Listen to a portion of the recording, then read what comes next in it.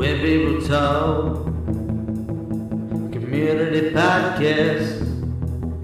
Wen People Talk, Community Podcast, yeah.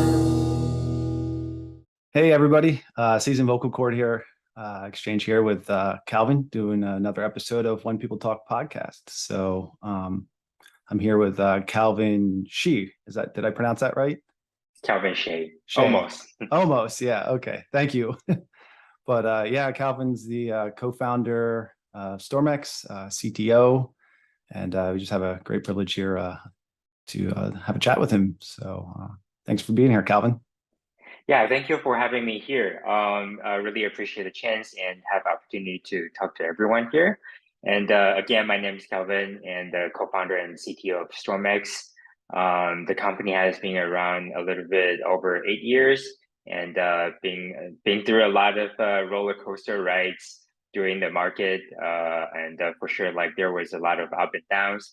And we're very glad that, we survived through so many different bear markets, maybe big or small, and we're still here trying to really provide a gateway for people to really enjoy earning crypto cashback without risking their own time and money. And we're just trying to bridge the gap between Web2 and Web3. Hopefully, we can find a very sweet spot for everyone to really get to more familiar with cryptocurrencies in general, not just hearing about the hype about NFTs or DeFi products, stuff like that.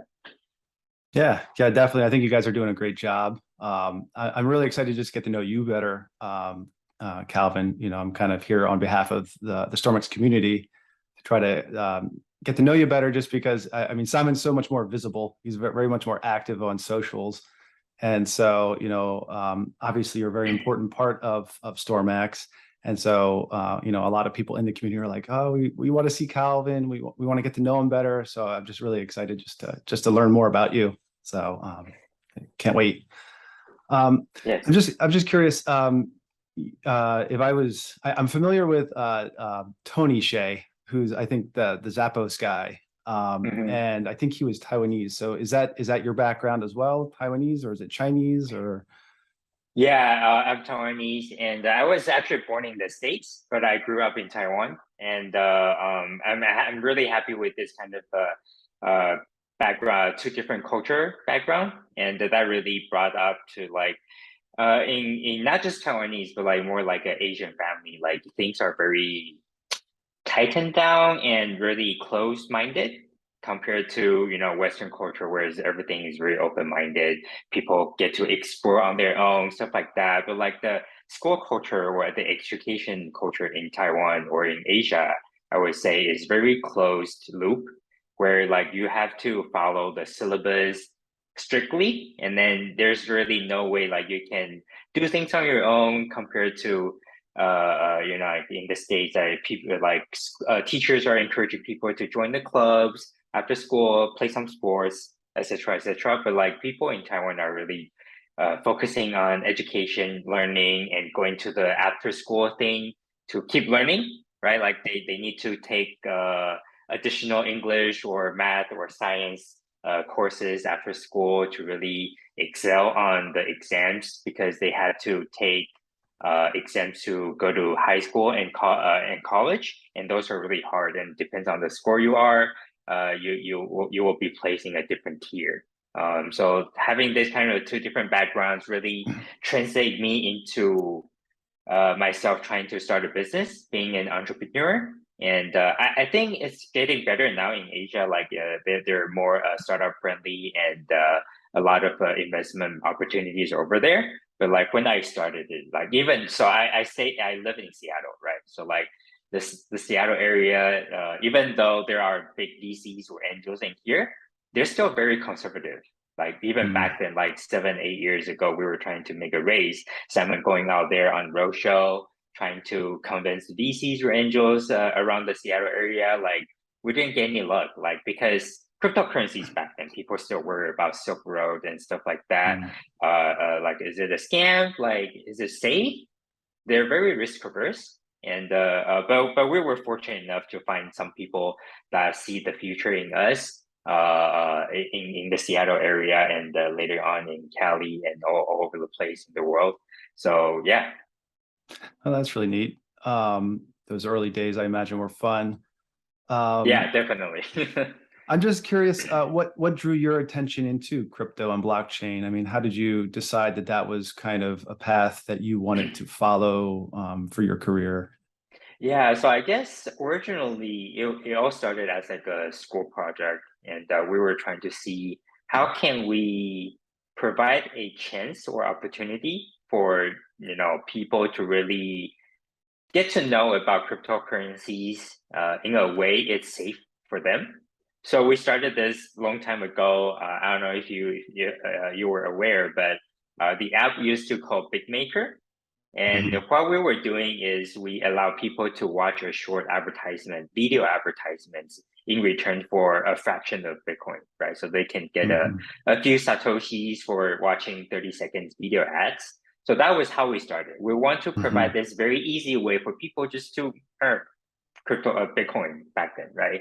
And Mhm. and we actually got a very viral mouth to mouth growth.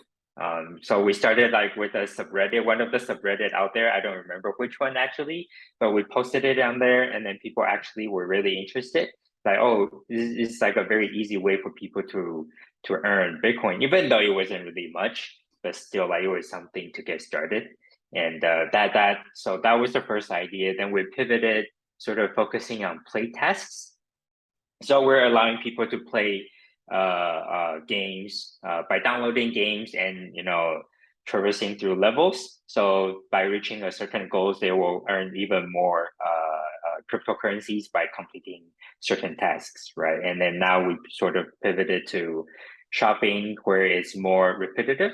People can Mhm. shop online, and given pandemic, like a lot more people are actually doing e-commerce shopping right now. So that's where we see a very huge potential, and then evolving into debit card. But back to your question about how did I start it? That was the end goal. That was my goal, like really trying to educate, not really educating, but like helping people to get their hands on in cryptocurrencies or in blockchain Mhm. industry. And when did you start learning about crypto and blockchain? I mean, like how did you end up in this space that you Yeah, so maybe, that was right around when the company started, the end of 2013. So okay. right, yeah, So right you just around kind that of time. you discovered it and it just captured your attention. You're like, you just like the technology, you like the Yeah, potential. Is that kind of what drew you in? yeah, exactly. Like blockchain technology itself, like, a lot of people say cryptocurrencies may not be there to stay, but blockchain will. And I tend to agree on that. Blockchain technology, the fundamental technology is really mind blowing and game changing to a lot of different industries. Actually, a lot of people might not like it, right? Like all those big companies out there, like they Hmm. want to control everything, where blockchain is really distributing the governance to people, right? So but I think it's here to stay for blockchain, and it may take a few years for us to really get there, but I'm looking forward to that. Yeah, it's interesting. There's another Discord channel I'm involved in too that I'm a part of, and I was kind of just I'm so deep in like the StormX Discord, and it's crypto, people who are aware of crypto, who have, some of the knowledge of the vocabulary and everything like that. So every now and then I like to step out into other spaces where there's very few people who are very knowledgeable about it. And I was kind of like talking, I kind of started a thread and kind of threw it out there. What do people think about blockchain and crypto? And it was really funny because exactly what you said just now was really kind of where the conversation condensed into, which is people are like, it's developing the technology. It's neat to see the rails being built, and it's exciting to see the potential on how that'll interface into everyday life. And then they kind of were talking about how like there's always going to be some legacy, entities that are not going to like it because they might be replaced or they might have to modify. So it's really interesting to hear that you say that, and it's kind of exactly. I just had this conversation like a day or two ago, so Nice. it's kind of neat. So in general, we'll just say the community is more blockchain friendly, like they're not really anti blockchain. The two people I were having a conversation with were. There were obviously some people who are lobbing the typical, tropes of, oh, it's, it's a scam or it's a Ponzi. It's, magic internet money, whatever. I mean, it's just kind of funny to hear that. And I'm like, do you actually know anything? And then when you challenge them and they don't, and I'm like, well, do you want to learn? And some people do and some people don't. And that's fine. But I still think I agree with you that at some point it's going to just seamlessly be a part of everybody's life, whether they know it or not, just kind of the way the internet has, where it, at first it was very just kind of niche and some people knew about it. And some people felt like you had to know all the tech in order to get it. And it's like, no, the tech will develop and it'll seamlessly integrate, I think. And so I think you brought up a good point. Like the tech, people worry about like they need to understand the part where how blockchain works. And I think that's the problem we're facing right now. Like the tech is so new, and for everyday average people to really hop on blockchain is hard for them. The learning curve is there. The learning curve there is very high. Like, okay, how do I create a wallet? Like, okay, like I create a wallet on Trust Wallet. Okay, that's fine. But like I have to save those phrases. But like, do they really know they need to save it securely so they don't lose it? And like that's like a key to their wallet, stuff like that. Like there's still education being made, and StormX is trying to come up with some materials where we can share to people about how they can get started on crypto. But yeah, like the learning curve there is high, and I believe there are some products out there already trying to make this very very easy for people. And I'm really looking forward to those kind of products to try to bridge the average people into crypto world. Yeah, that's what's really nice is that I don't think people realize there's some really, really smart, hardworking, good people working on these solutions that like you're mentioning, where it's going to be able to better integrate and make it easier for everyday users to jump into it. And it's like I always like to think like go where the smart people are, because they're working on ways to make things better. And so it's kind of neat to watch as things develop in the space. So I agree. Yeah. I'm kind of curious, back in the early days, how did you cross paths with Simon? I mean, how did you guys come to know each other and decide to form a team? Yeah, it's a very interesting story. I don't know if you shared it before in your channel, but so he started a food truck, right? So he had a food truck business with his parents, and he was looking for a manager back in the time. And I was still working at McDonald's, like during the day, and at nighttime I was like coding, trying to continue the development of the ad, right?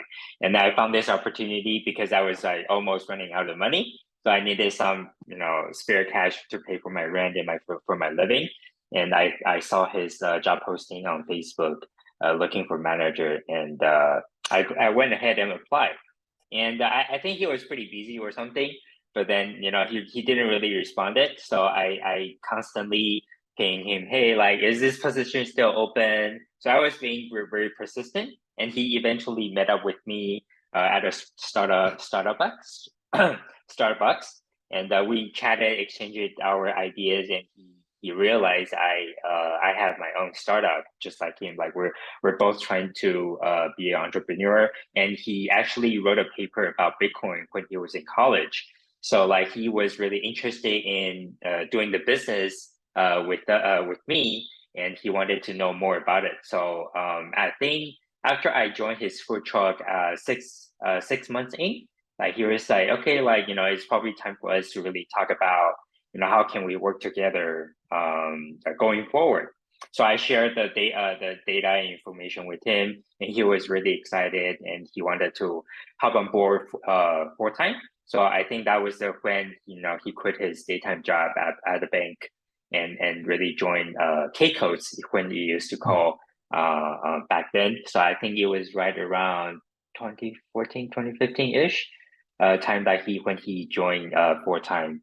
And that was when we really focused on fundraising and then building the product for more people to use.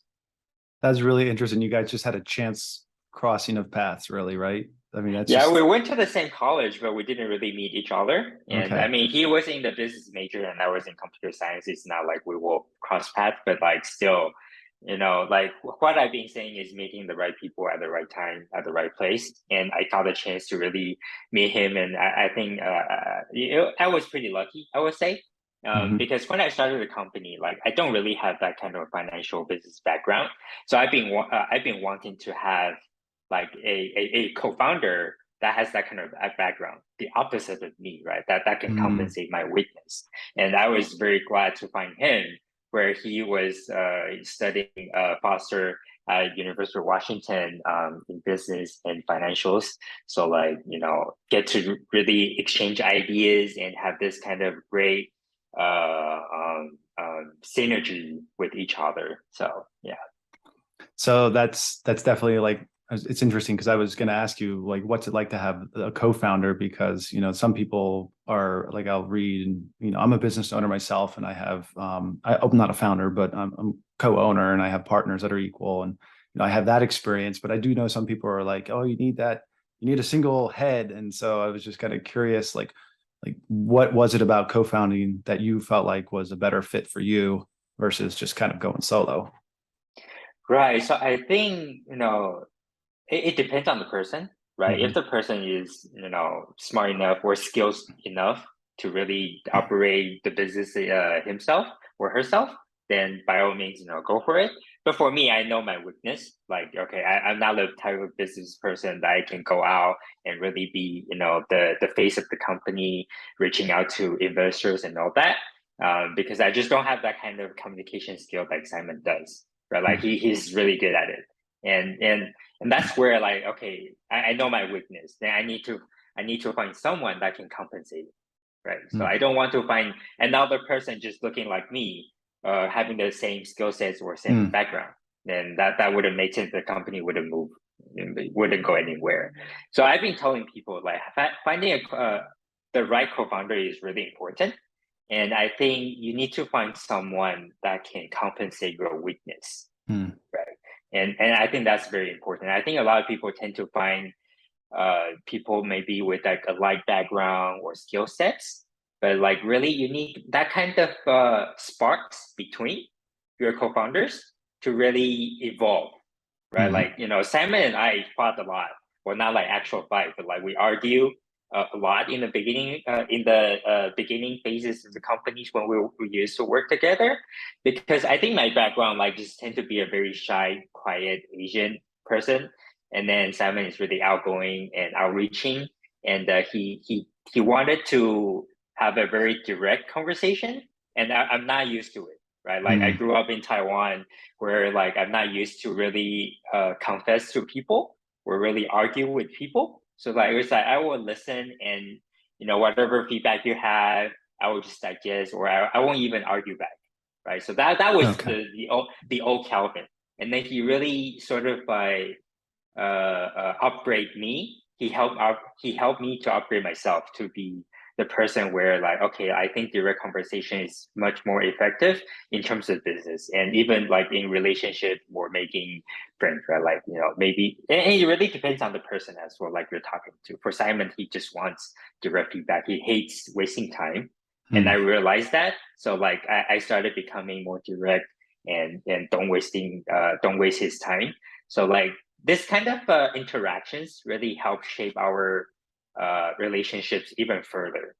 So like that's how we can work together for so long. Like, a lot of people share their success stories about starting and founding a companies, but a lot of people don't see how most other people will fail because of co-founder issues or ownership issues or investors. There are various different reasons, right? But like finding the right co-founder is like the first important step in terms of founding a company.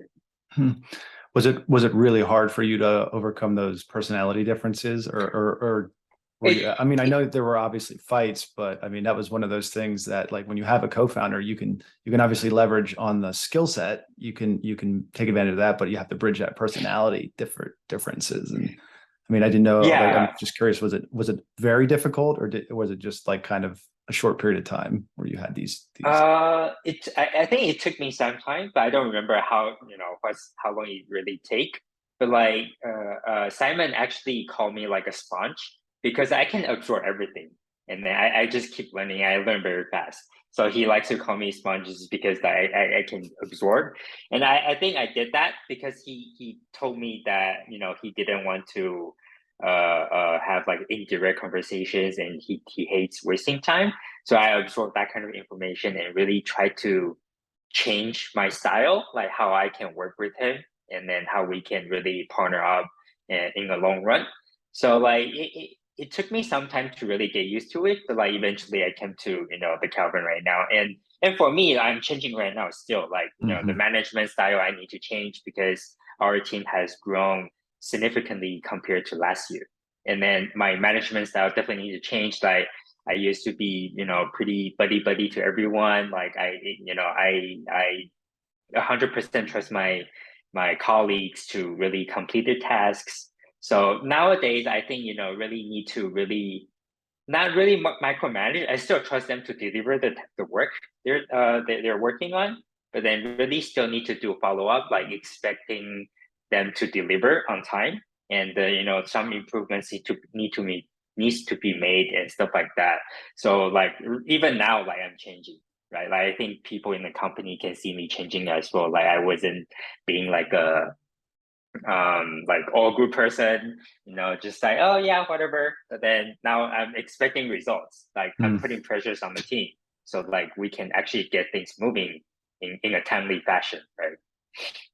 That's cool to hear, because I can definitely imagine as the company grows and changes, you know, what you need to offer the company in your role as not just the CTO, but as a co-founder is, I imagine that the demands that it's going to place on you are going to change. So that's really neat to hear that you've kind of figured that out. And I'm just kind of curious, what did you get out of Simon? It sounds like he kind of got you to be a little bit more direct, but I mean, were you able to get him to be a little bit maybe softer or attentive or something? I mean, or is he pretty much still the same kind of guy, you think? I wouldn't say he's the same kind of guy, but like fundamentally he's still the same. But like he's I think, I mean, we, you know, for me and for him, like we were all better than who we were before. And I think he's like doing a very good job, like tapping into crypto market, crypto industry, and having connections all over. Like he's really good at it. Like, you know, we started with like zero connections in the blockchain space. Like you know, we got to meet Bill Shihara from Betrix before. It was very lucky actually. So a funny story on that, it was Bill went to like the very first ever Bitcoin startup that was hosted in a city in Washington. He went over there, and then we met him, and then, you know, we exchanged thoughts and chatted. Like, and then eventually, he really liked us and would love to be our advisor. So like we really work with him on that and investing as well. So, you know, like what I mentioned, like meeting the right people at the right time at the right place. That was how we met Bill. But then, you know, we started our crypto connections over there and expanded out. And Simon is really doing a good job, like flying around, going to conferences, making connections, and, you know, really evangelizing about StormX. And I think, you know, we weren't doing that before because we were more focusing on fundraising, joining accelerator programs, stuff like that. But then now, like, he's just like a natural person making connections out there. And I think that's the part that where he improved a lot compared to previously, and they're really helping us making the right decisions and survive through the bubbles. Like we had our first bear market hit in 2017-18. There were a lot of hard decisions need to be made, and I stuck with Simon on his decision, and because I believe in him and I really enjoy working with him as well. So I stuck with him, and we got to where we are right now. Like we're still growing. So I think, you know, he has the very intuitive insights, and he is very rational. So like he can make the best decisions for the company at the right time. So that's what I admire about him. That's really cool. That's really cool. Yeah, you guys, we just had a governance call earlier today, and yeah, I mean, it was it was neat to see because Simon was on the call and he was sharing just kind of how you guys are able to, you're growing, you're still adding employees through the, the current bear. And it's really cool to see. And it's neat to be able to watch that, as a community member, because it just goes to show you that you guys are doing something right. You're kind of recognizing that, the cycles of things and, being prepared. So that's really cool to see you guys being able to, work together and kind of get through these difficult times. So, I mean, it's just a testament, I think, to how well you guys are doing the co-founding thing. So that's really cool to see. Yeah, thank you. Yeah. So I don't know if you know, but like as part of the podcast, each of the on the community side, we have a question we like to ask, like a key question. And I don't know if anyone gave you a little heads up on the one I ask. No. No. Oh, okay. Sorry. Well, I hope I don't make you too uncomfortable with this one, but so I have this view that every single person on Earth has like what I call a superpower. It's something that makes them it's like a special talent and ability that they have that it's just things come easy to them in that area. It's something they add and they bring just value to life because they have this as a part of them. And I think that when people are able to discover kind of what it is about them individually and they can connect and kind of bring that to the world, it's just a special thing. And so I'm kind of curious, do you know if you have a superpower? And if you do, what do you think it is? There's one I've been thinking about recently, and yeah, it's funny like you brought this up. So we did a performance review recently, and then one common feedback I got from my peers is that they think, what they're on their perspective. They think I'm, kind, friendly, and really welcoming everyone. And I think that's the talent I have, if I may say.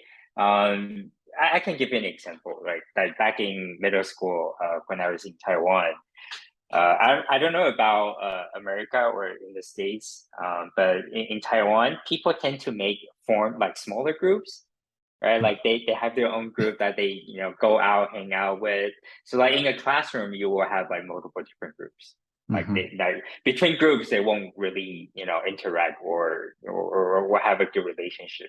Sometimes they will even have like a small fight or something or arguments, right? And I was pretty much the only person can hop in and hop out between groups and still make good friends with everybody in the classroom. Like nobody else will be able to do that. Like maybe person. I don't know what I did to do that, but then I would say that's the kind of talent I have is really making friends with everyone and be really that kind of person that can sort of bridge the gap, I would say. But yeah. Oh, that's really neat. Yeah. It's kind of funny, like how people have that. Like, I don't know what it is that, I mean, like deep down, you just like people, you think? Is it just an ability to communicate well? Or, I mean, what do you think it is that opens that opportunity for you? I don't know if I communicate well with everybody, but I don't know. Like it's just something in me that I don't know if because I keep smiling, or it's just that the conversation I made with them were pretty easy, or maybe just the personality. I don't know. It's just that, yeah, something in me that I was able to really make friends with everyone. But I'm not really the type of person that are really good at communicating or chatting. But like I can be very casual, but like it's just like something in me that makes me be able to make friends. I don't know what it is actually. That's cool. Do you feel like you get to bring that to StormX and that kind of you can use that in your role as a co-founder, keeping kind of the different groups of people as they're working on teams and stuff together? Does that come through there?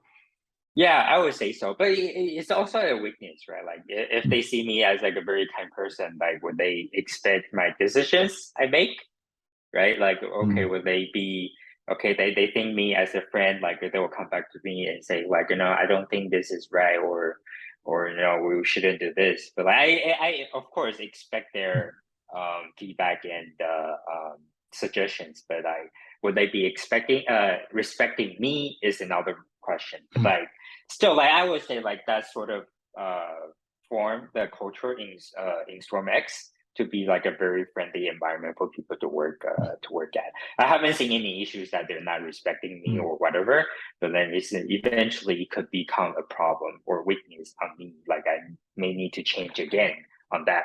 But for now, like for the given size, we're still fine, and I like how we interact with each other. I really enjoy this kind of friendly, happy environment where we can work together and really just exchange thoughts and be very open-minded. And I like to continue on that if possible. So yeah. Yeah, I definitely feel that. Like that's there's definitely a spirit.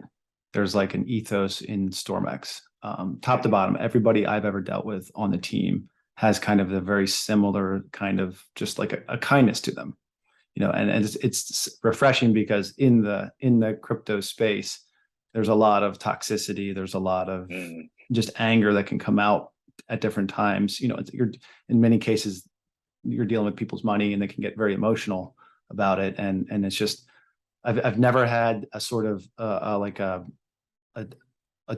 just a feel of like ickiness at all from StormX. And so, you're doing a great job. You guys are doing a wonderful job of having that permeate through all of your team members. So that's really refreshing to see.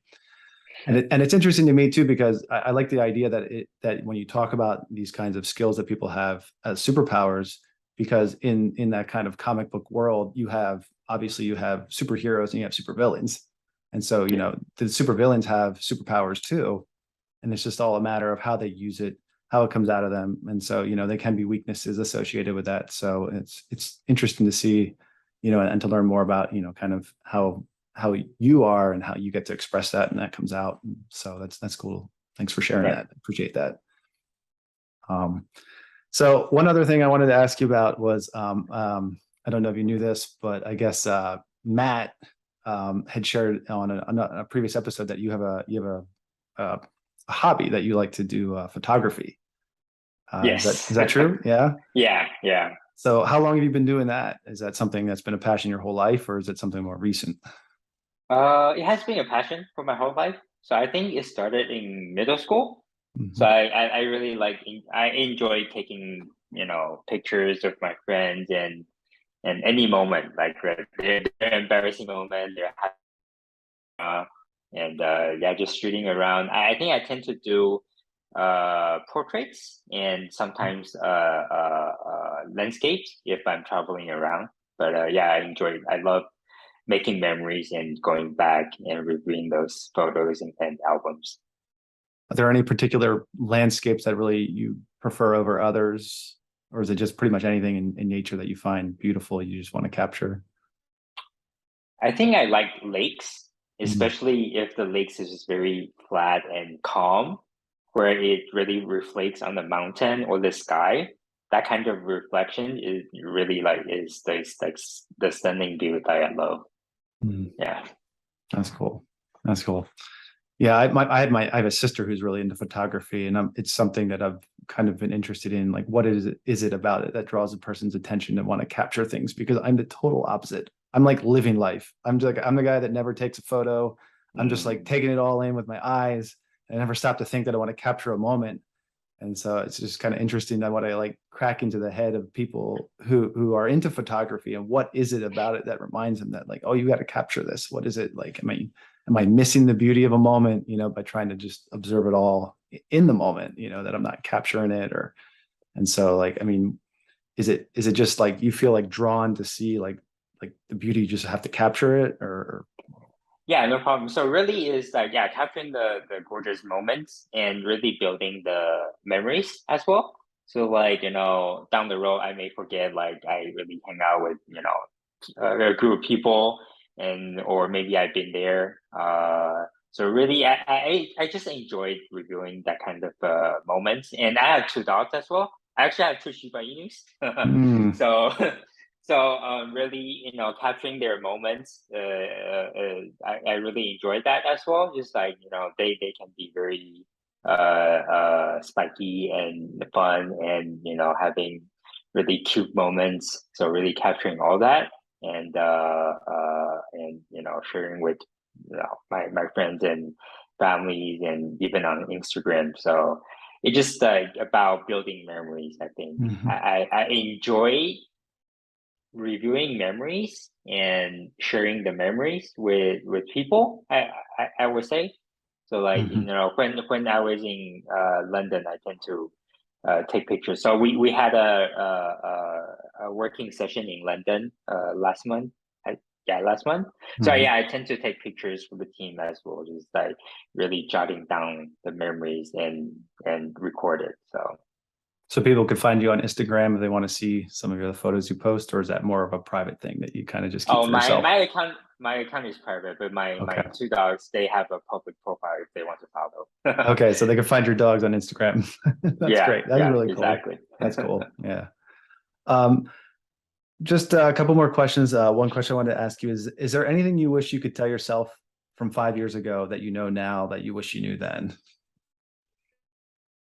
Mm, that's a good one.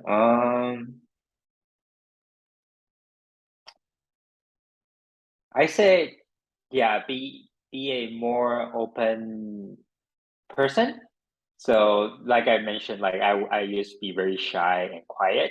So really open up to people and don't be afraid of saying something. Mhm.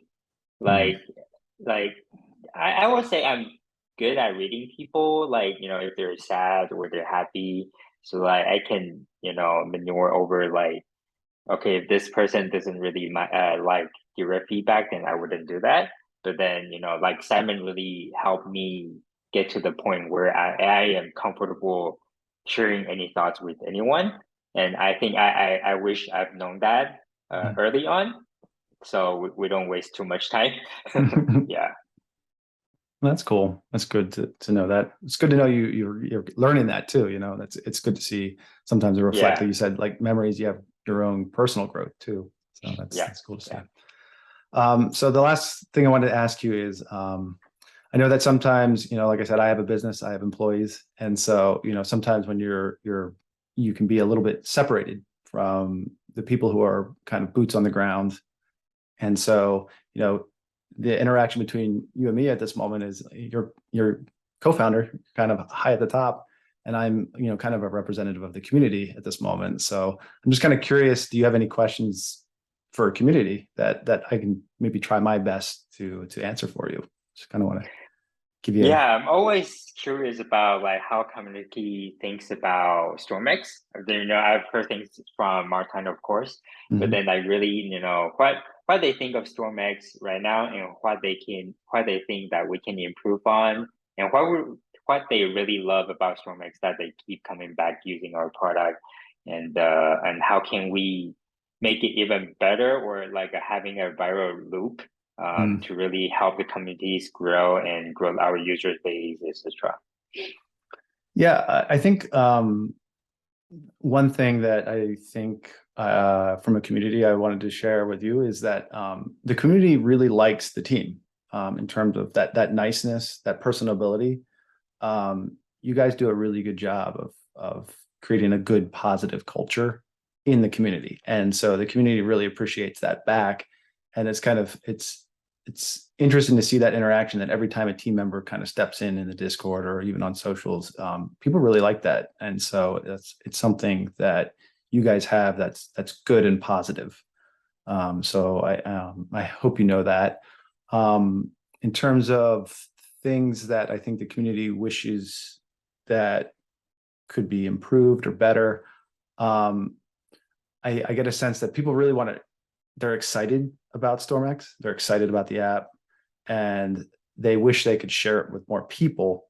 But I think people run into a lot of friction in the onboarding process, and I think it goes Mm, back to one of the things we talked about earlier, where it's hard to get people to get over that learning curve, that aren't deeply versed and well known, like they don't know the ins and outs of crypto. So I know that the community would, I think, really like something that maybe has a smoother flow to onboard people, because I think people are interested in earning crypto. I think they're interested in what StormX does, but there's a hurdle or a barrier that they're trying to get over. That's hard to onboard people into the StormX app.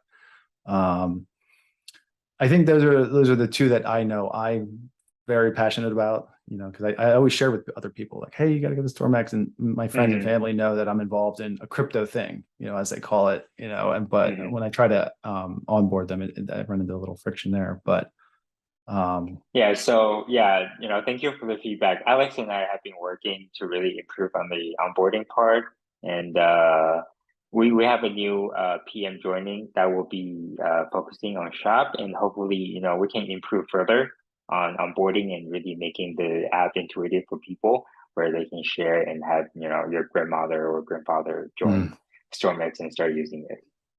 Yeah, it was good to see the new referral system. I kind of feel like that really helps people get a little bit more excited about sharing their own personal use of the app. But I think it's kind of opened up a new window into something where it's like, oh, I'm sharing it, but I can't convert. Like, people are like, I can't get people to finally join. So it's like, we've incentivized, but it's kind of like run into the next kind of step in the progression of building it out. But and I know the community is really excited because I know this comes up in governance calls, and so we know that the team's aware of it. We know you guys are aware of it, but it's cool to hear that you're going to be working on it, and it's kind of something you guys are aware of already. So yeah, community and users' feedback is always important for us, and we really want to take good care of our community and the users.